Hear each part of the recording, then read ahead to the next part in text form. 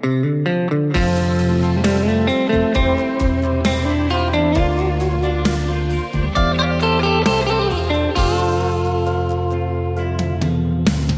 tôn mang angin tak sang bay sein mang ngày na in lan ding sin an ring val don le su an tak nghe mo mang ngày na zul po le ay kar ala zul peisi ihoy her moy hlir châu hi mo khun ruchu hing ang hi la chan nge ta o ton mang gi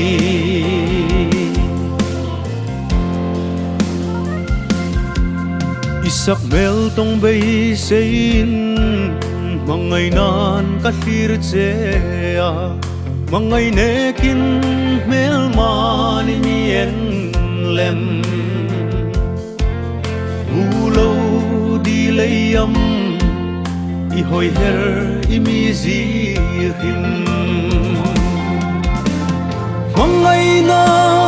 zul po le ay kar ala zul peisi ihoy her moy hlir châu hi mo khun ruchu hing ang hi la chan nge ta o ton mang gi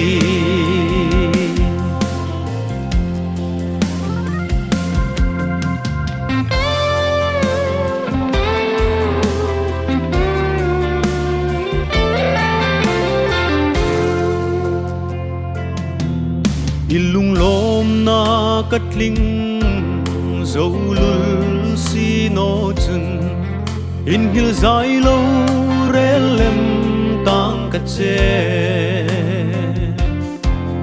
iphal to kachan nang hi wal nang phal tal no ro mangai na zul po le ay kar ala zul peisi ihoy her moy hlir châu hi mo khun ruchu hing ang hi la chan nge ta o ton mang